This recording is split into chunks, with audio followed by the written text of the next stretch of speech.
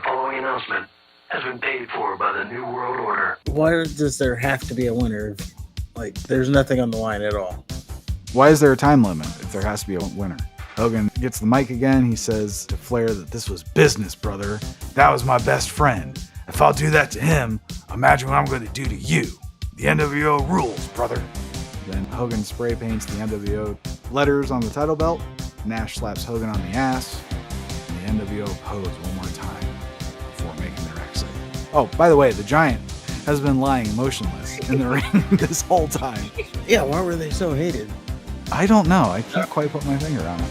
I don't remember them being such dastardly heels. I mean, like, everybody was driving the motorcycles, numerous Confederate flags.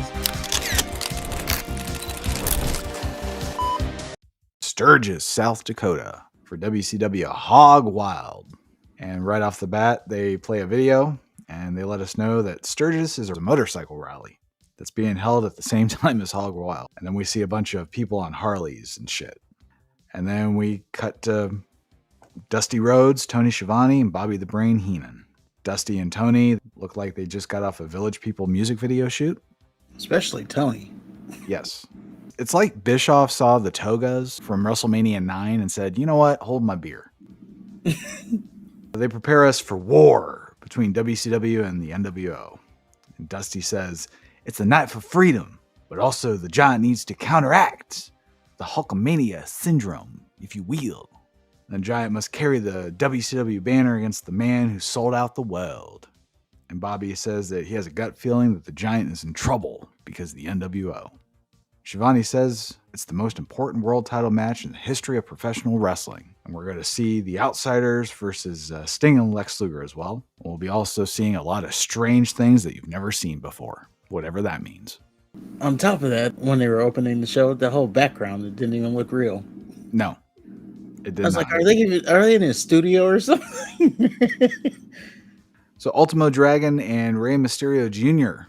is the first match of the evening, and is for the Cruiserweight Championship. So at some point, Rey Mysterio must have beat Dean Malenko. Yep. Must have happened on a Nitro, obviously. Obviously, he used a gun or something, because I don't know if anybody could beat Dean Malenko. So we're leaving TBS.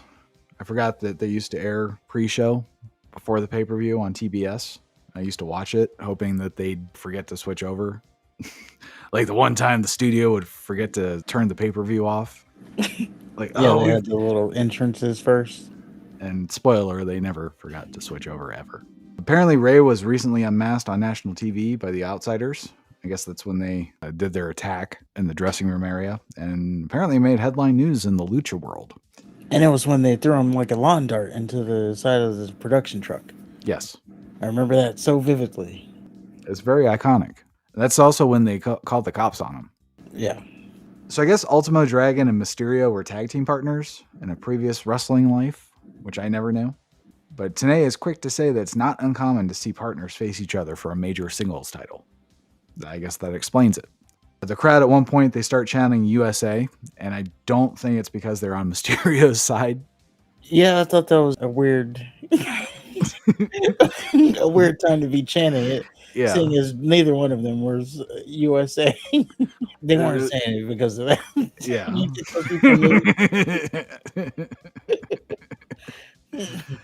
That wasn't the worst it was. No, it isn't. So there's a fucking helicopter flying above the ring area throughout the whole pay-per-view. So they can get like an occasional crowd shot. And it's really loud and really distracting. Yep. You can hear it. That coupled with the motorcycle revving.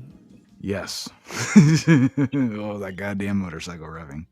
We find out at some point that the ring is elevated on a mound of dirt. And Mysterio did a dive outside the ring to Dragon that fucked both of them up. In fact, that was the only dive you saw. Like, not doing that again. Yeah. They did a dive spot later on the actual ring floor area that the ring was raised on. And that looked like it hurt a lot too. So this did not look like a fun surface to wrestle on. And at one point, Ultimo Dragon doesn't go for an immediate pin. So Heenan says, oh, Dragon is just confused by the rules. And Dusty says, oh, they count to 3 just the same as we do. And then Mysterio wins with a springboard Frankensteiner. And Dragon was sitting on the top rope. And I thought it was kind of a slower match for the two. I think the ring environment kind of slowed him down. Yeah, I could see that. It was a good match though. But yeah, Dragon hits that running power bomb and then he didn't go for the pin. It's like, oh, he's just confused on the rules. Yeah, Like, no, he's not. it's the same. So after the match, they kick it over to Mean Gene Okerlund. Gene's back to promoting the WCW hotline. He says that he saw someone that may or may not affect the ranks of the New World Order. Gene also says that they're going to talk about the results of the pay-per-view. And for just $1.49 a minute, you can listen in on that conversation. A minute. Plus tax and other shit, I'm sure. I remember people used to get into like $1,000 bills because those things are just run. Oh, maybe not 1,000. The 900 numbers. You're just letting it run. It's like, oh, it's a minute. And then you call and the first couple minutes are fluff. So they're wasting your time. Like it takes 20 minutes just to get the girl's name. Yeah. I mean, just to get the wrestling results. Yeah, to hear Buff Bagwell. Gene kicks it back to Tony. Tony gives us a brief history of Sturgis. Then they talk about how cool motorcycles are. Scott Norton keeps making bicycle jokes. Like, oh, where's the Huffy? Where's the, I don't know, other bicycle brands? He said something about like, I heard one of those bikes takes 3 pedals to get up a hill. Oh, Bobby. At least we didn't see him in his panties. That's true. Scott Norton and Ice Train are next. And this is a special challenge match. And Ice Train is all bandaged up. They allude to a confrontation with the Giant earlier. And I guess Teddy Long got it too. And this was like watching two bears just beat the fuck out of each other. Norton, of course, targets Ice Train's wounds. And Norton gets Ice Train in an arm lock. Randy Anderson calls the match off. And I thought it was very brutal to watch. It was a very hard-hitting affair. And Ice Train didn't get too much off. He was injured, and Norton very much focused on that injury. He sure did. Which is a good touch. After that, we get up close and personal with Ric Flair. And Flair talks about the NWO's attack on Arn Anderson. He says they hurt his friend. It didn't matter that Sting and Luger were there. They could be at his home. If Anderson's down, he's there. They show a picture of Flair, Arn Anderson, and Ole Anderson, which was cool to see. Love me some Ole. And Flair goes on to say how close he is with Arn and all the battles that they've been throughout the years he's been a professional wrestler. And Flair at one point says he thought the Horsemen and the NWO could coexist. That went all out the window when Anderson was attacked. Flair says his other best friend is WCW. He's going to stand for it. All past WCW bullshit is gone because now it's about the NWO trying to take over WCW. So Flair tells us that all the storylines and all the other shit don't matter. Flair says now's the time for the NWO to make their mark because the Horsemen are involved and the two of them cannot survive.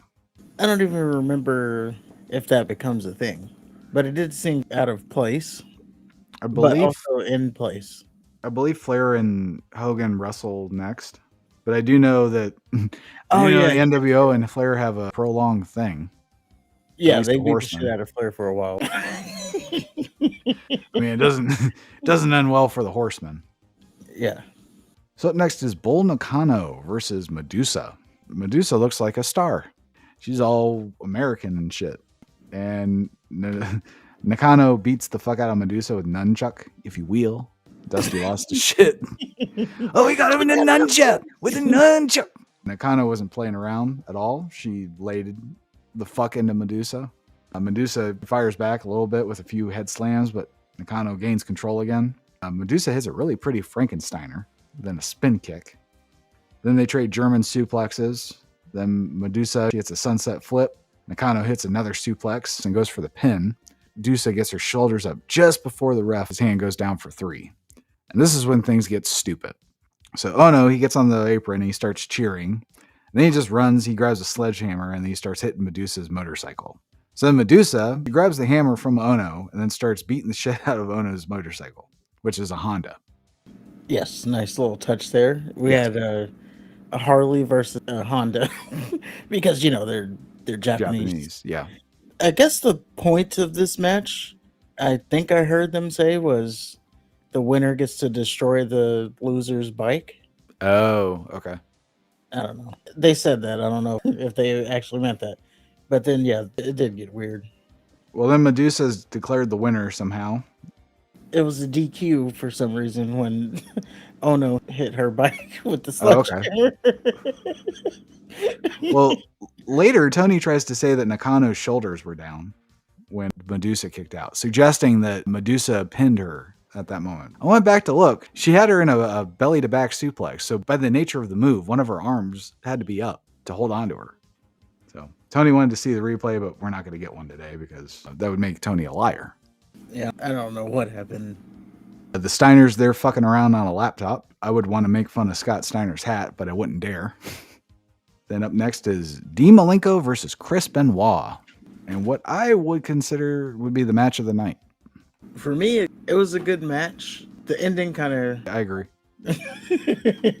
But I still think it was the match of the night. Malenko comes out and Jimmy Hart chases after him and he strikes some sort of deal with Malenko to take care of Benoit.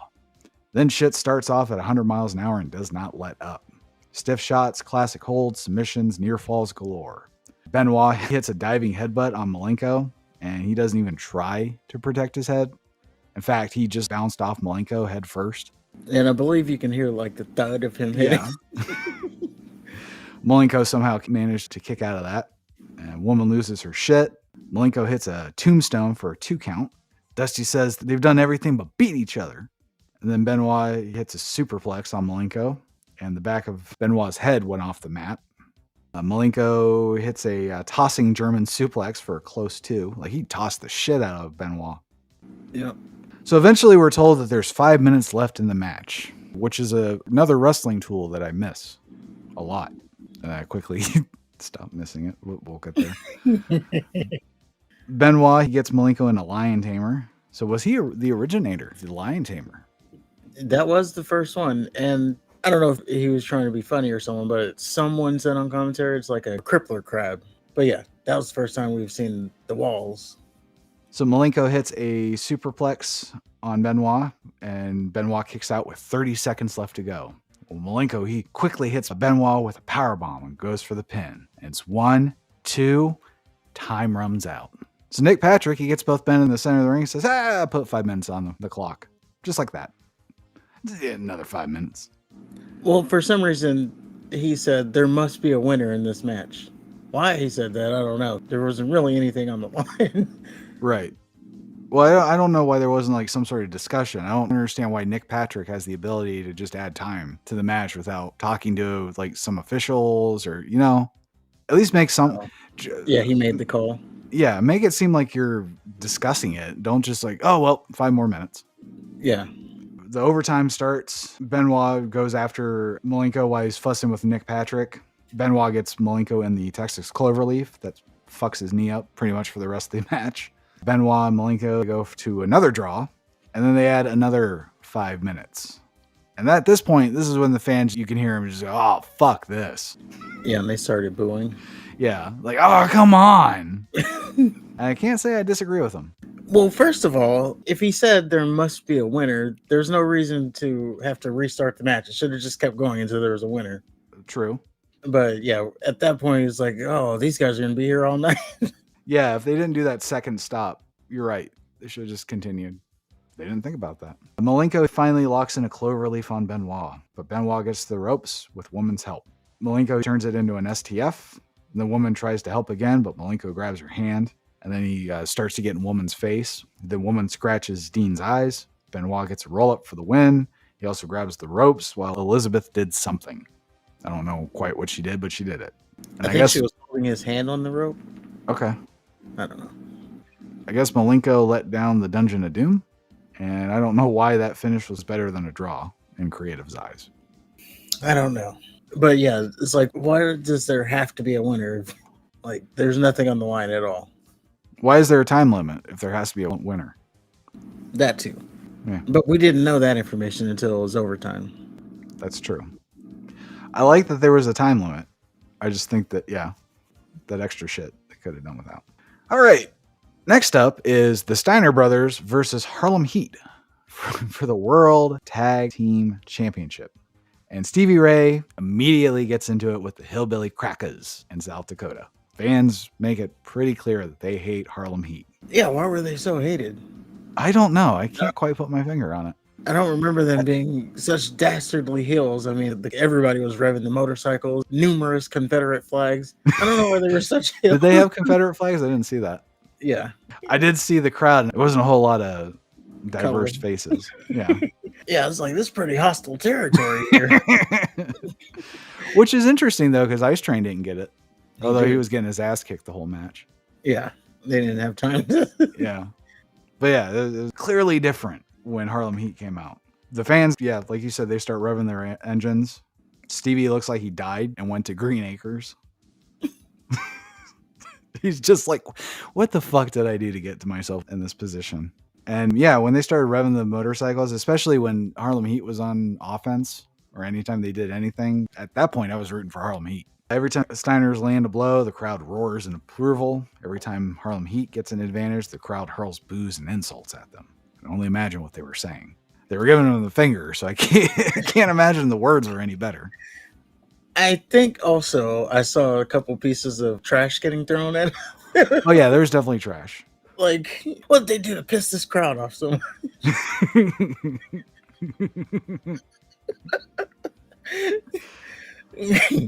Rick Steiner gets tagged in and the engines start to rev again. At one point, Sherry's screaming after Booker kicks out of a power slam, and babyface Rick Steiner says, "Shut up, bitch!"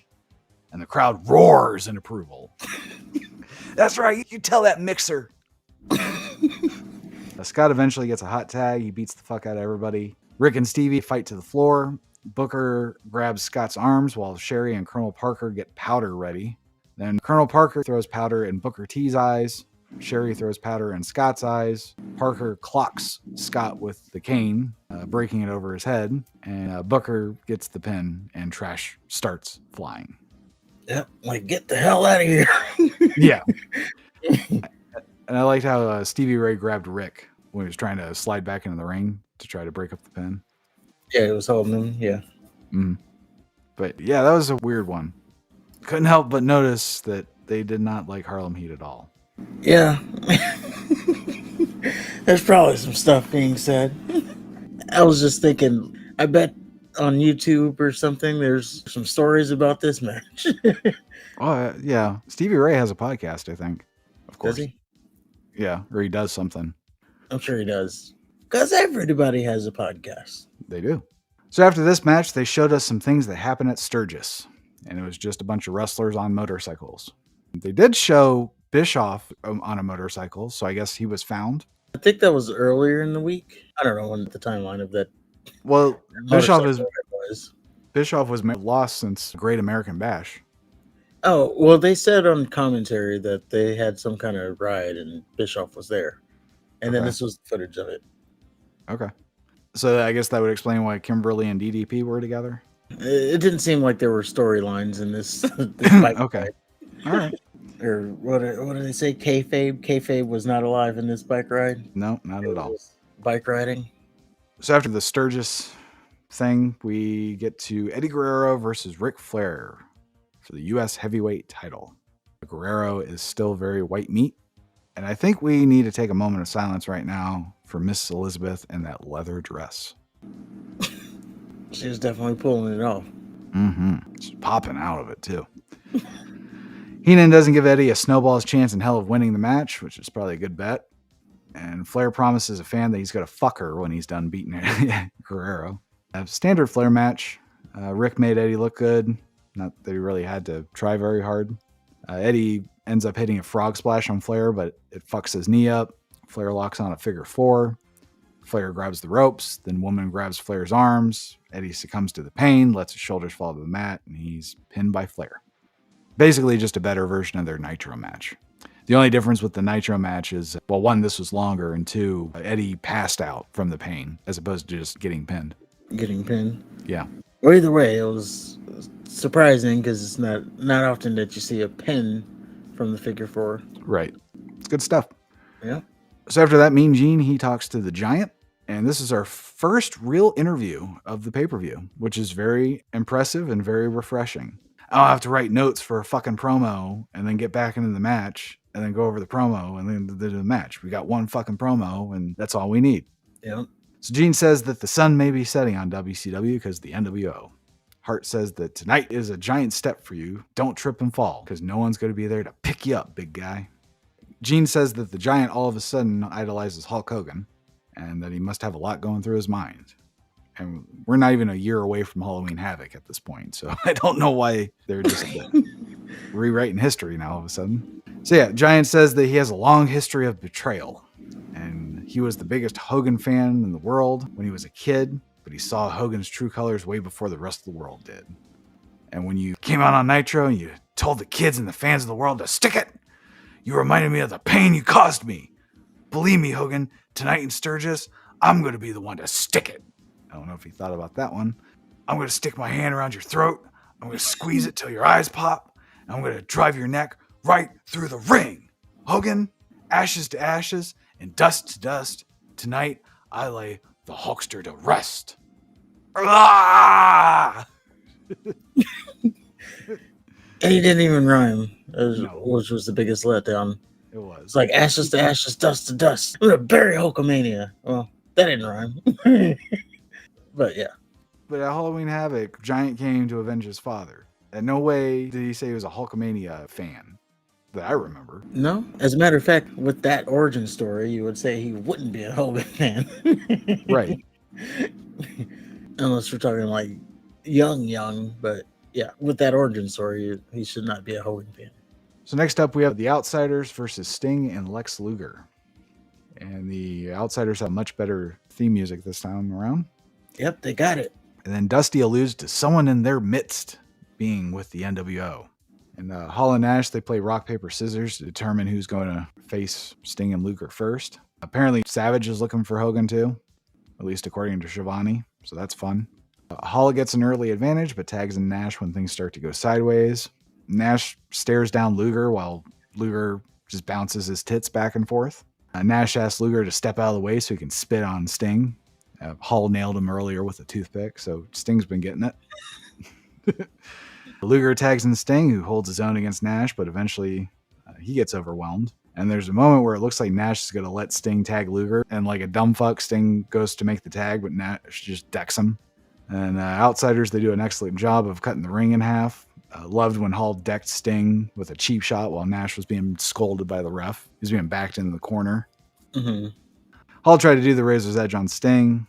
And then Sting gets a sharpshooter on Nash on the floor. Luger attempts a torture rack, but Nick Patrick, he gets hit. But he doesn't go down. Well, okay, he went down on one knee.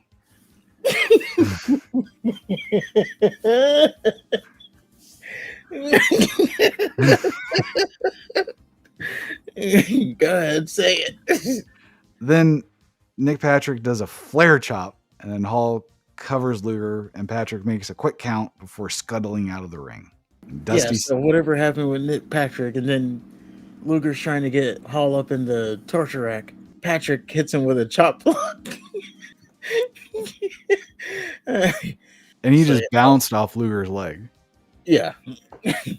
And Dusty says he smells a rat and alleges that Nick Patrick counted fast.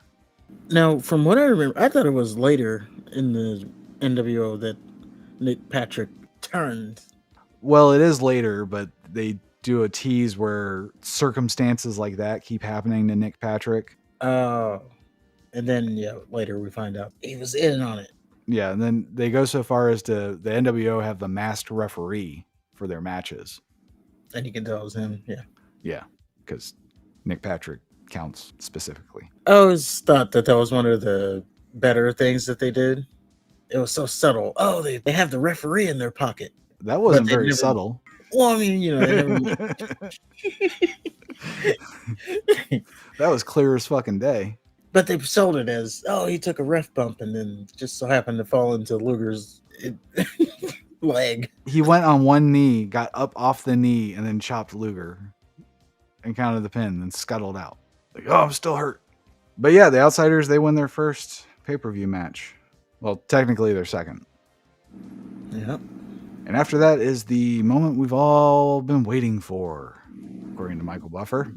It is Hulk Hogan, or Hollywood Hulk Hogan, versus the Giant for the World Heavyweight Championship. Buffer tells us that we're about to see an event never before seen in professional wrestling. He forgot about Havoc too. He was the announcer as well. Hogan comes I out think first. that's what he was talking about, though. What do you mean? Like, did you hear what he was saying about Hogan as he was walking out? I think Oh, that's what he was more talking about. Oh, Because, it's a battle for WCW, and this is the man who turned his back on WCW. The announcer saying this. yes. Hogan comes out first. He's wearing black instead of his customary traditional yellow and red. Hogan's also not using Hendrix at this point. Giant comes out carrying the torch for WCW, if you will. And the Giant refuses to let Hogan into the ring. Hogan pretends to quit and walk away. Ref rings the bell, starts counting. So Hogan has to make a choice. Does he want to fight or does he want to flee? So he decides to fight. Match gets started. Every time the Giant lands a blow, he rolls out of the ring, making this the slowest shit ever. Crowd is definitely on Hogan's side. They're cheering him. Anytime he gets the advantage, they cheer. Anytime the Giant does anything, they're kind of silent. Hogan is not a good bad guy. Hogan does a lot of holds. There was a moment where Hogan pulled the Giant to the mat by the hair twice, which was weird. Hogan also drags the Giant out of the ring by his leg, and they say he's 400 pounds. Hogan wails on the Giant, and the Giant hulks up on Hogan poorly. Hogan makes it look easy, but I guess it's not. And a Giant hits a big boot. He signals for the choke slam, and out come Hall and Nash. Hall gets choke slammed. Nash tries to nail Giant with Jimmy Hart's megaphone, but Giant stops Nash and then gives him a choke slam too. Then Hogan grabs the title belt and he nails the Giant in the head with it. Hogan covers the Giant, gets the pin, and he wins the World Heavyweight title. In the NWO, they celebrate together in the ring. Nash seems more excited about it than Hogan, to be honest. The referee literally like laying on top of Kevin Nash to make the count. Like, he didn't care nothing that they were in the ring. It was just funny. And then also, I believe this was like the first time, if I remember, that there was like shenanigans for the main event. Usually they've kept the world title match pretty clean. Do you not remember when Jimmy Hart turned on Hulk Hogan? Was that for the title? I believe so. Okay, never mind. And then any of Ric Flair's matches with Savage. Whoa. Okay, what I'm saying, like, they're actually getting in the ring this time. The referee laying on top of Nash to make the.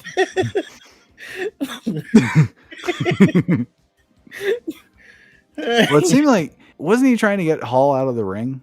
Yeah. He was trying to get Hall out of the ring, so that opened it up for Nash. Then Nash got choke slammed. Yeah. So instead of trying to get him out the ring, he just like literally laying on top. Like, fuck that. I got a match to officiate.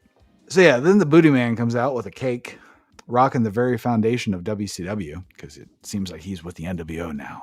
How can WCW recover without the Booty Man in their ranks? Hogan grabs the mic. He says the NWO is the way to go. The Booty Man knows it's my birthday, and I'm wishing myself a happy birthday. Booty Man congratulates Hogan for his title victory and wishes him a happy birthday. Then he thanks Hogan for being with him for 22 years. Hogan says he loves the Booty Man like he's blood. It's something special to have the Booty Man with him in the NWO shirt. Then Hogan calls out Flair, saying he's going to get it. Says NWO is taking over WCW because they don't mix business with pleasure. When Flair showed that he cared when Arn Anderson got assaulted, that showed the NWO that he has a weakness. Then Hogan says Booty Man is his best friend and they never mix business with friendship, but this time it's different. Then Hogan turns to Kevin Nash and whispers something into his ear. Then Hogan says, "Get 'em, boys," which I don't know why he whispered anything. If he was just gonna get 'em, boys. So Nash grabs Booty Man from behind, and then Hogan and Hall proceed to beat the piss out of him. Then Hogan nails Booty Man with his new belt, and Nash dumps his ass out of the ring. Hogan gets the mic again. He says to Flair that this was business, brother. That was my best friend. If I'll do that to him, imagine what I'm going to do to you. The NWO rules, brother. Then Hogan spray paints the NWO letters on the title belt. Nash slaps Hogan on the ass, and the NWO pose one more time before making their exit.